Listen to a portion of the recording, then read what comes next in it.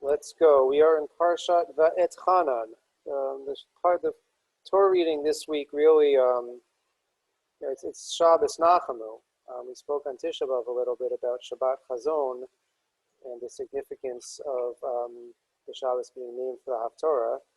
So Shabbos Nachamu and the Haftorah is quite significant for this week, but we're going to focus on another quite significant piece of the Parsha, which is that it contains in it the second rendition of the Aseret HaDibrot, the 10 Commandments or the 10 Utterances, however we're going to translate that term. And this is a topic we've touched on before, but not exactly in this way, I don't think. If we did, then it'll be review. But I don't think we've quite touched on it from this perspective. The Gemara, our first source, has a fascinating statement about the Aseret HaDibrot.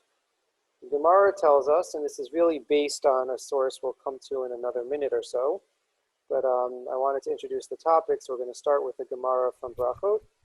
Could you enlarge it a little? Yes, sorry. Is that better?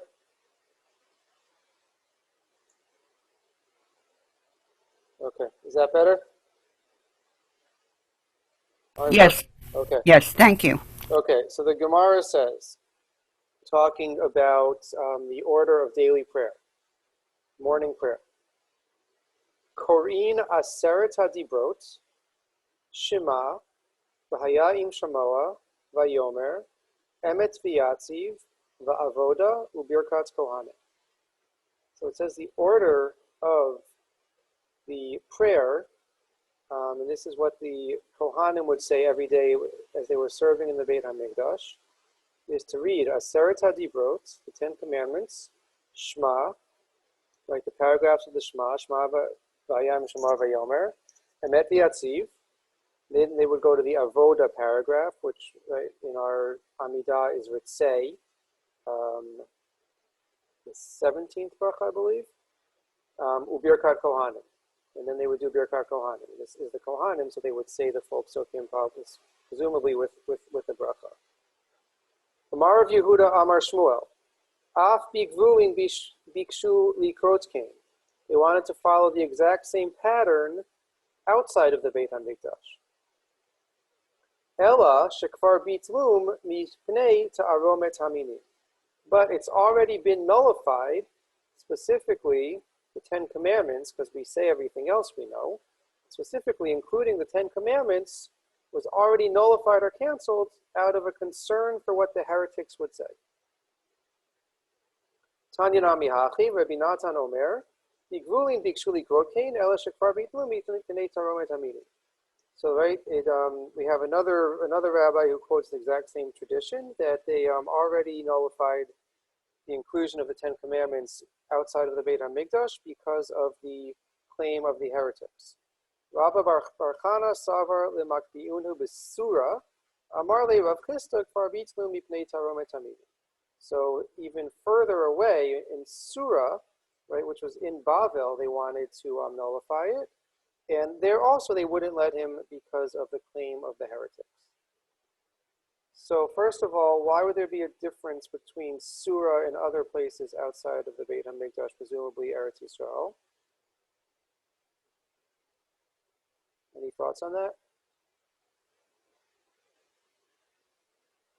I mean, that's where the Pascaning came from at that point. Okay, so that's right. That was certainly the center of Halacha. That was the major yeshivot. But why would that be a difference? Well, there's still the Yerushalmi, okay, and its traditions, and right. Still were some Jews in Eretz Israel. Right. And so many say that the difference is that it's where Christianity was found, that there was not the same concern or the same presence of Christians in Bavel as there was in Eretz Yisrael. Or there might have been a thought that it would be different. Sure. They had to go with the Sasanians. That was enough. Right. They had other idolatry, but not this one. Right. So right. Rashi says, and this is how everyone understands the Gemara. Bikshu, they wanted Likboa Aseret HaDibrot b'Kriyat Shema. Right? The request, the idea was to include the Ten Commandments as part of the Kriyat Shema. Mipnei Torah Haminim, they weren't allowed to because, or was canceled because of the claim of the heretics. Shelo yomu la'amei haaretz she'ein shar Torah emet. But what exactly is the concern is that they might tell uneducated masses that the rest of the Torah is not true. Right? The only true part of the Torah is the Ten Commandments. Right? All that we really care about is that which God said directly and was heard by the nation at Sinai. Everything else, right? The Torah tells us everything else was given via Moshe or at later stages. So there's that's the reason why we're concerned of the heretics. And who are the minim? Who are the heretics that we're talking about? So quite interestingly, Rashi says akum, but this is clearly a censored text of Rashi. It seems from manuscripts that the original text of Rashi is Talmidei Yeshu, specifically followers, disciples of Jesus. I don't understand. Are you saying that Christians are more prone not to believe the rest of the Pentateuch than, say, out and out pagans? But I thought that they considered the Torah the foundation of their religion. Though we got it a little bit wrong, but it should exist from their point of view. It should exist, but the Christians, right? And again, it's not clear. It probably is clear to people that are better versed in the history, but Christians at some point got rid of the halacha. Right? The Christians don't abide, by and large, right? There are minor groups within Christianity that don't hold by this, but by and large, Christians don't follow the same 613 mitzvot, right? They say that the Torah but certainly not. But as I understand it, they believe that this is what this is what God said to the Jews, but their leader gave them a heter saying they don't have to anymore. Right. Right. Which is not saying that that we made up everything except the Ten Commandments. This does not seem very Christian, as I understand Christianity. Okay, so again, I don't want to get into the history of Christian church and Christian doctrine and when things, what exactly the development was, but clearly in the eyes of the rabbis, it was the case that Christians rejected halacha. Right? We know that the Christians abide by certain commandments, including the Ten Commandments, and that on whatever reason, rejected or no longer are bound by the majority of the mitzvot in the Torah. Oh, certainly the Christians abandoned the commandments, but they never abandoned revelation that I've ever heard. Right, but if you are in a group that says that the commandments are still binding, right, you might understand, you might internalize the Christian position to be saying that only those which are still binding are important, or are more important. So that's the basic understanding of this. That if you were to give primacy to the Aseret HaDibrot, it might bolster the Christian claim.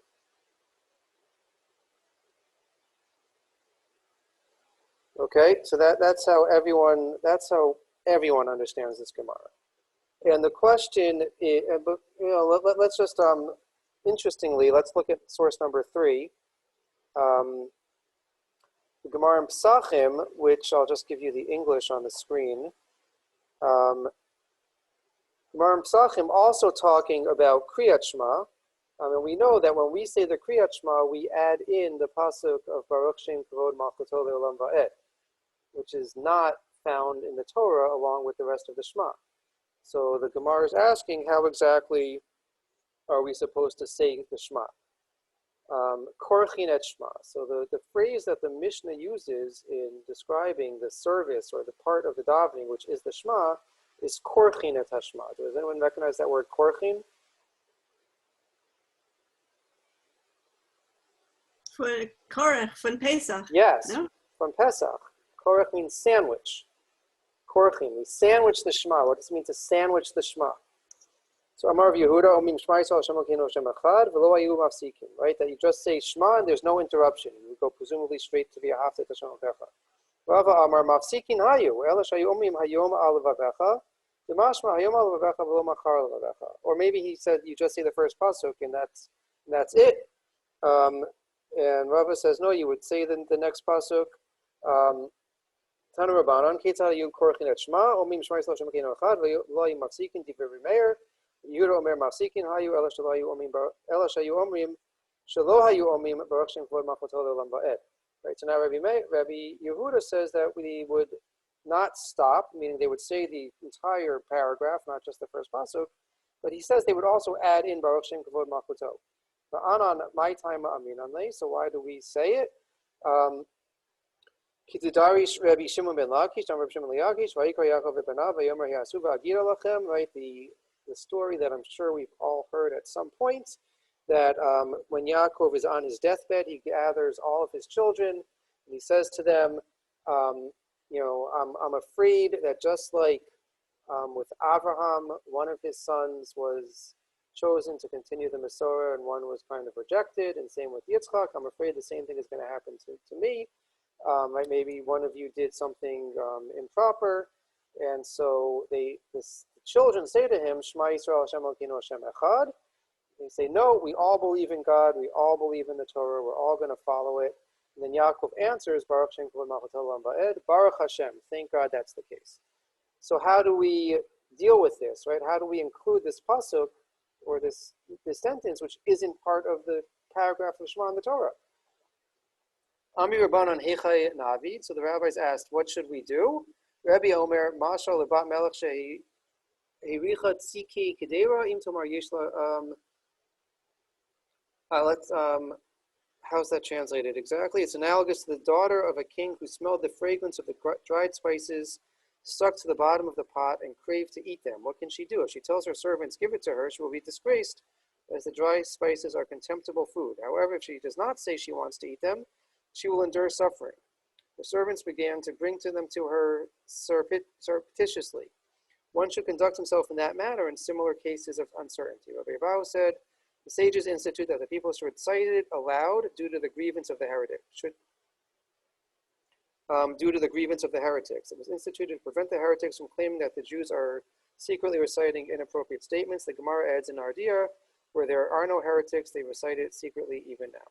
Okay, so this Gemara gives way to our tradition of whispering or saying that line silently. Okay, that we don't want to ignore it because we have this tradition that this is what Yaakov said, but we also don't want to give any credence to the heretics who say that we're not following the Torah, so we say it quietly.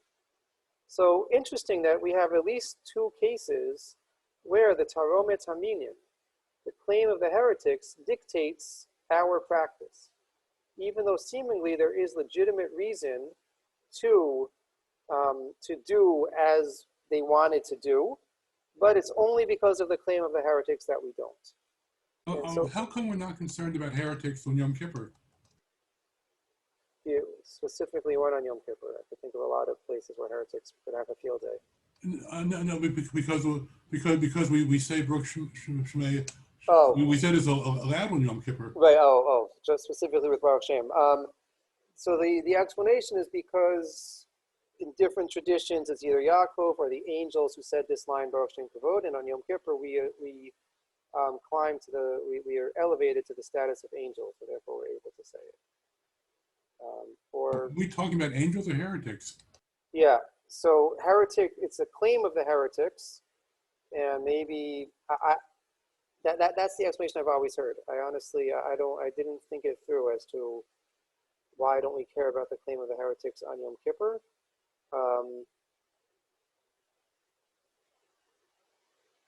I'll have to look some more into that. But this is it's just interesting. We have another Gemara where the claim of the heretics is seemingly given significant consideration. And the question is why, right? Why do we care so much? So that's the major question. Before we get into why do we care so much, let's take a step back and ask, why should we include the Aseret Dibrot in our daily prayers, or as part of the Shema specifically? Anyone have any thoughts on, any ideas on why it might be appropriate? It's a reenactment of what happened at Har Sinai. There is a mitzvah to recite 6 pasukim at the end of davening, and one of them is that we heard what we saw. And so when if the text is in front of us and we can actually say it or hear it, it's a way of reenacting that. I mean, it's so Okay, so Anne gave sort of 2 ideas. One idea is that there is an idea that, right, and many people, right, every siddur includes it at the end of davening, the Sheish Zechirot, the 6 remembrances. There are 6 psukim where the Torah tells us, remember such and such. And so there are those who say those psukim every day in order to actively remember what's being alluded to. One of the things alluded to is remember what happened at Sinai.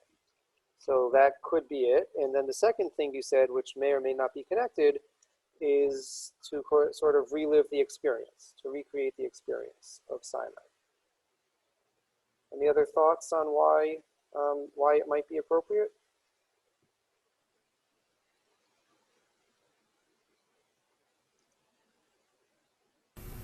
Sort of. It's the foundation of our belief.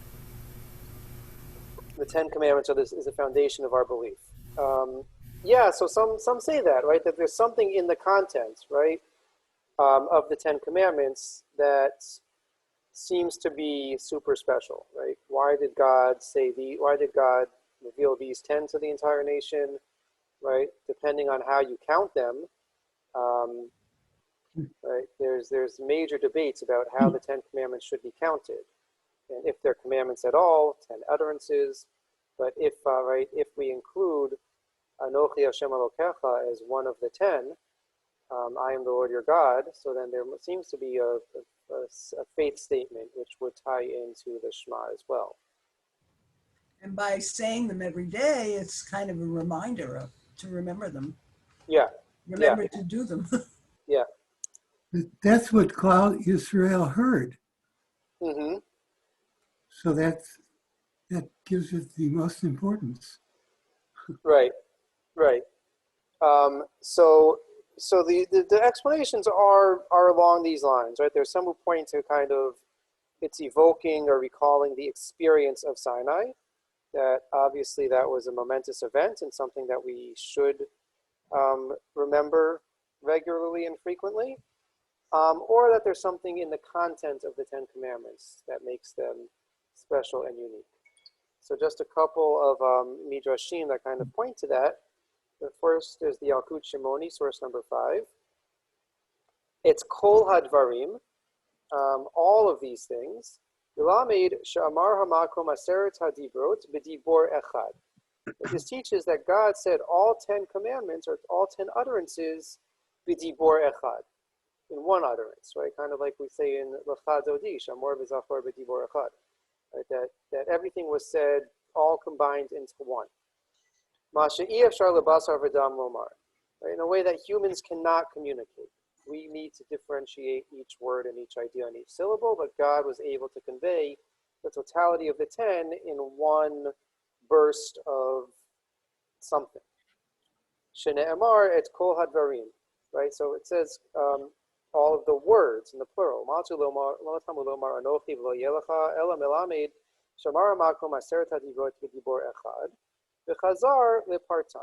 Right? So how do we then, the Torah records 10 separate commandments. If God said them all in one utterance or one breath, how does the Torah have all 10 separated out? So it must be that God first said them in one utterance, however that was conveyed, and then he went back and spelled them out detail by detail. Dibor b'dibor b'fnei atzmo, each one independently. Shomea ani af kol ha'dibrot shebetorah ne'emru b'dibor echad, tam v'lomar ha'eleh. So if that's the case, we might think that all of the Torah was conveyed in this way. First, God gave one full-swept utterance that included all 613 mitzvot. And then he went back and spelled them out, right? Why would that be unique only to the Aseret HaDibrot? Talmud Omar ha'ela. No, because the Torah tells us ha'ela, it's only ha'darim ha'ela ne'emru b'dibor echad. V'shar dibrot shebetorah ne'emru dibor b'fnei atzmo. It's only these 10 that were said in one full swept utterance and then repeated. And everything else was said in the way that humans normally communicate. So this was given by God, but that it's unique to the Aseret HaDibrot. So it's not only the content, but it's the way in which they were given, right? Not only that experience of standing at Har Sinai, but specifically the way in which they were conveyed as well is something special and unique. The next source gets into a little bit, the same sort of logic from a different starting point, but again, asks what's unique about the Aseret HaDibrot. Why is it not part, right? Why is it included or not included? And it gives the same conclusion that there's clues in the Torah that says this is unique, and it's not like any other part of the Torah. So there's something special. Obvious, our tradition certainly recognizes that there's something special and unique about this set of dibrot, of commandments, of utterances. That's not true. That's fundamentally different than the rest of the Torah. We'll do number 7, another source pointing to the uniqueness. This is from the Yerushalmi. It really should be Shalosh Parshiot. Why do we read these 2 or 3 paragraphs of the Shema every day? Rabbi Levi, Rabbi Simon Amar Mipnei Shekatuv Bahen Shchiva V'Kima. So Rabbi Simon says, because it describes the acts that we go about every day in our lives of going to sleep and waking up. So therefore it's appropriate to read it every day, right? And that's the halachic basis for why we have to say the Kriyat Shema in the morning and in the evening. Rabbi Levi Amar, Mipnei she'aseret hadibrot klulin bahem. Rabbi Levi says, because the 10 commandments are somehow included in the parshiot of the Shema. What's the obvious question? What was that? I thought that was a great argument. Okay. I was just exclaiming, Right. yes, that's right. If we're in VaEtchanan, and then there's the Shema, which is brings back the experience of Har Sinai itself, and the Aseret HaDibrot are there, then we should say the whole thing. Right. So look what the Yerushalmi concludes. Amar Riba. So I think the obvious question, though, is if the Shema somehow includes the Aseret HaDibrot, why not just say the Aseret HaDibrot? Why would we have to, give hints to it through the paragraphs of the Shema? Why not just include those psukim and not leave any questions? So Amar Biba ein min hada late achmina klum she'aseret hadibrot hein gufa shel Shema.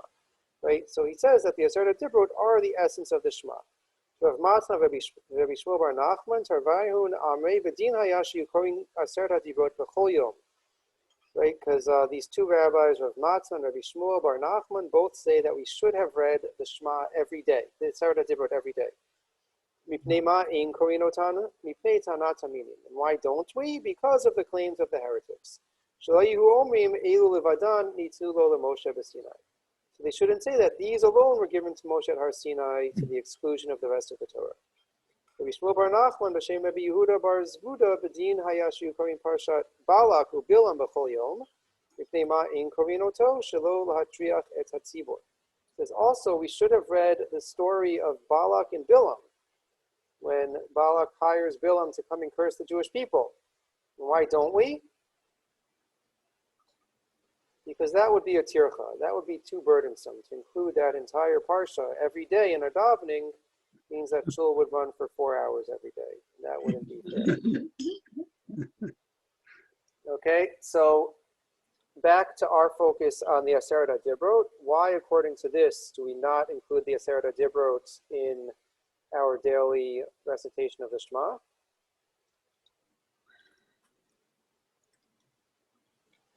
Because it's a way of shrinking the commandments. Well, it actually winds up shrinking them instead of really honoring them. Okay, So it seems to downplay whatever significance they might have had. But right, the argument seems to be, yes, we should say these, we should include it as part of our davening.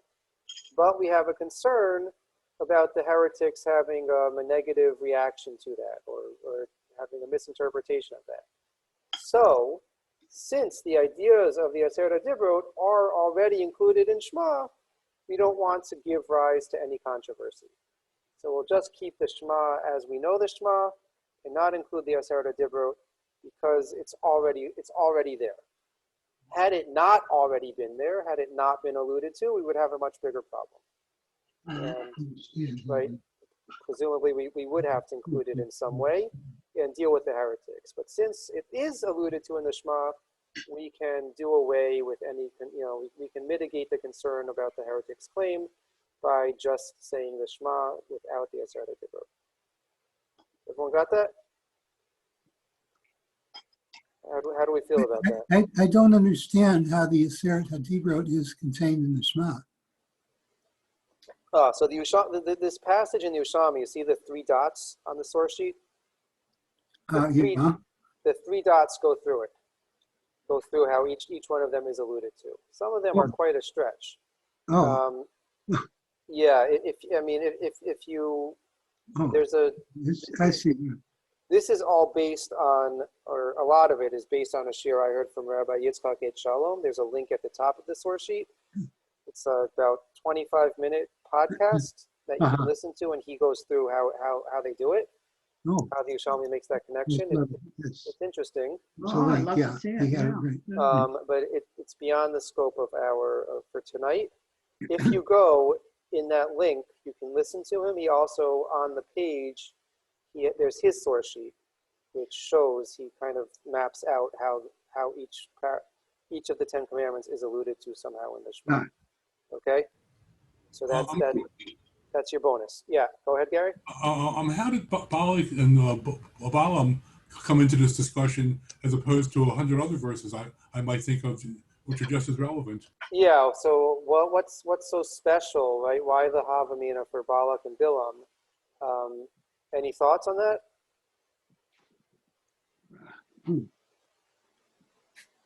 We could think thematically about how kind of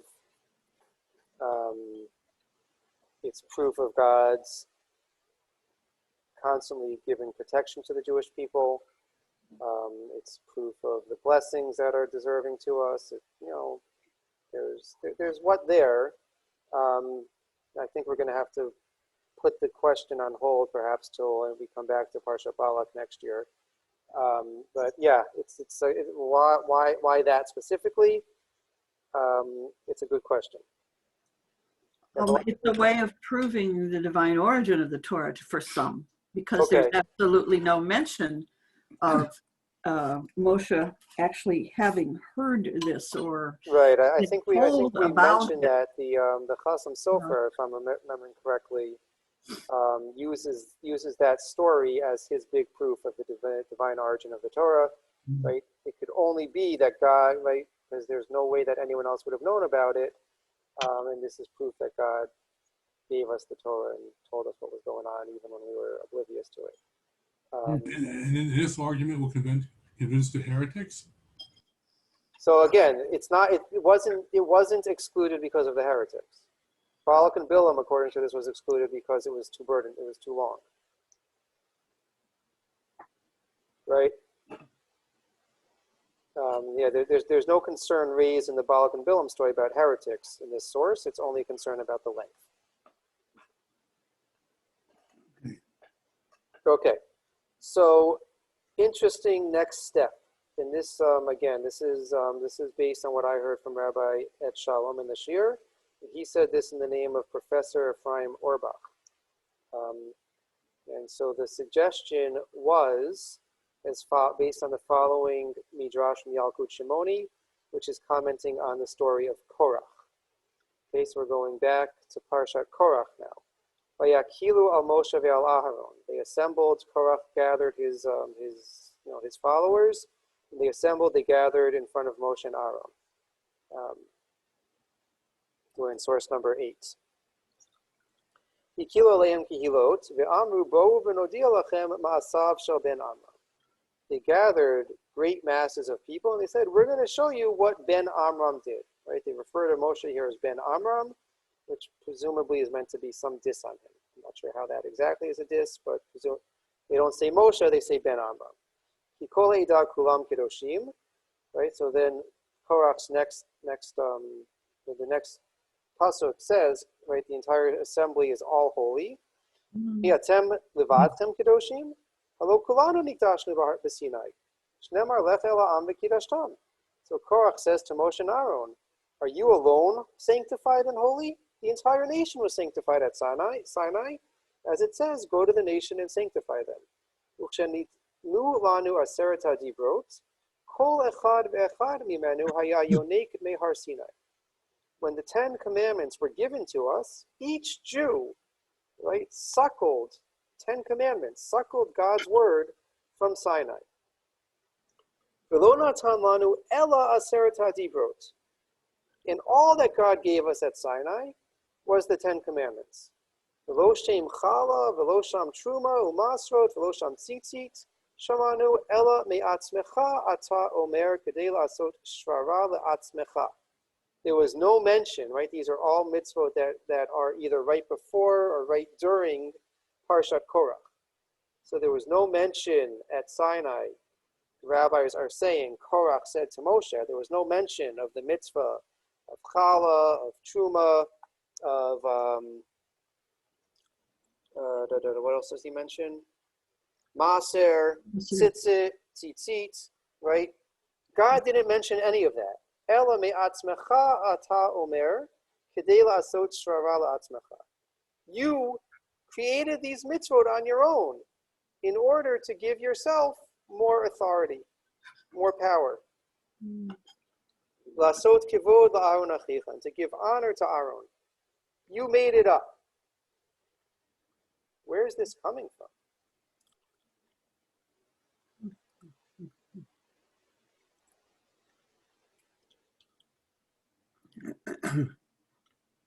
So an important thing we have to remember is when you read a midrash like this, the midrash is taking the issue of the day. So I don't know the exact dates of Yalkut Shimoni. If I remember correctly, it's a big debate about when Yalkut Shimoni was published. But whenever the rabbis writing this midrash lived, they're taking the debate of their day and putting it in the mouth of Korach, right? So the claim, right, reading it from our perspective, it's not necessarily that this was Korach's claim. Korach had a claim. Korach wanted leadership. Korach didn't like Moshe and Aaron for whatever reason. But this reason, right, that he accused them of making up the halachot, that probably wasn't Korach's claim. That was the issue that they were dealing with in their day and putting it at an earlier stage, right? You think what we're dealing with now is difficult. It's not, this is not a new claim. This is a claim that Korach was already making, right? To kind of bolster the rabbinic community at the time when this was taking place. And so presumably this was composed as Christianity was really taking hold, as there was, as there were Jews who were defecting from rabbinic Judaism to, again, unclear if we're talking about as Jesus was alive, at what point exactly in the development of Christianity, but that as Christianity was posing a threat to Judaism, they put the Christian claim in the mouth of Korach to try to debunk it at its source. Okay, so that's what Professor Orbach claimed was the real basis for this Ta'anat Haminim, Taromet Haminim, the claim of the heretics. Interestingly, we'll conclude, we'll skip number 9 and just go to number 10, which is a tshuva of the Rambam that I know we've studied together in the shul in various settings. The Rambam was asked about the minhag that we'll see this week, that some have to stand during the reading of the Aseret HaDibrot, during the reading of the 10 Commandments. Is it appropriate to stand during the Aseret HaDibrot or not? The Rambam says absolutely not. Why not? What's the Rambam's reason for saying that absolutely not? I don't know. According to this, he's saying because that's what the heretics do. Right. Why do the heretics do it? Show that it's more important than the rest of the Because they Torah. think it's more important than the rest of the Torah. Right. Okay, so this idea of Taromet Haminim, that the claims of the heretics really took hold, right, and is still of significant halachic consideration in the time of the Rambam as something that has to be contested with. And this is his reason, right? And this, by the way, this is our shul. You know, there's some who don't stand at all. Certainly the Arkings and other Sfardim who follow the Rambam more closely. As a compromise, the general practice in our shul is we don't want to show that only these psukim are more important. So we suggest, right, and Robert will announce, please stand at the beginning of the Aliyah, right, standing for the entire Aliyah. So you're showing that this entire reading is not being given any more importance. So, you know, I'm standing. Once you're standing, you should stay standing. That's the compromise that many reach in order to still recognize the Rambam's position. The Rambam was quite adamant. In other tshuvot, he says that if there's a new rabbi who comes to a synagogue, comes to a community, and sees that they have the custom of standing for the Aseret Dibrot, that he should stop that custom right away. That it's totally inappropriate. There's no basis for it whatsoever, and it has to be stopped. It has to be eradicated because, God forbid, we should give any holding and any basis for this heretical claim or this heretical idea to take hold. No, we can't do that. We have to put a stop to it immediately and fully. So how and when did we go in the other direction? Yeah, so it's clear in the Rambam's time that there were those who were doing this. So it could be, as he claims, that they were misguided and they had the wrong understanding of the importance and significance. It could be, and this is another common explanation, that we stand not because it's more important, but Anne alluded to this earlier, as a reenactment of what happened. That we all stood at Sinai, so we come to the verses describing everyone standing at Sinai, we stand as a reenactment and a re-experience of it. Right? I was thinking that non-Jews, especially Christians, could come into the service and see what we're doing, and therefore what they're saying about the Ten Commandments as being prime and everything then would be listened to and spread. Right. So it's that's one of the key questions for this whole shiur is, are we concerned, right? Either way, we're concerned. Is our concern about what Christians, what outsiders might think if they walk in? There's other areas in halacha where we have that concern as well. That we're concerned if someone walks in from who doesn't know what's happening, what are they going to think? Or is our primary concern with what Jews in shul might think? Are they going to make the mistake of thinking that the Aseret Dibrot is more important? And it's unclear, right? It's unclear. Most assume when we read Taromet Haminim that we're talking about non-Jews, but they're a very strong tradition of Jewish heretics and Jews who are misguided as well. So it's unclear. But back to the reenactments idea, right? And many say, and what's the proof that when we stand for the Aseret Dibrot, it's as a reenactment? Because when else do we commonly stand? Is there a widespread practice to stand? Well, we stand for the Song of the Sea. Shirat Hayam, right? For the split, when we sing Az Yashir, also prevalent custom in Ashkenazi world at least is to stand. And that also is explained as a reenactment because we're describing, right, the entire nation burst into song after witnessing this miracle. So we stand as kind of reenacting and remembering that amazing experience, and not because the Shirat Hayam is any more important than anything else in the Torah as well. But there also, we have the added compromise, in addition to the explanation that we're standing as a reenactment, there too, we and many communities will only stand for the, will stand for the entire Aliyah, not just for the Az Yashir section. We do the same thing at the end of each sefer, of each chumash. When we say Chazak, Chazak, V'nit Chazek, in many shuls they'll only stand for the final pasuk. But our custom, when we remember, but our custom is to announce for everyone to stand for the beginning of the Aliyah, because we're so concerned to not go against the Rambam's very strong and very adamant position. That you don't ever want to give that misimpression.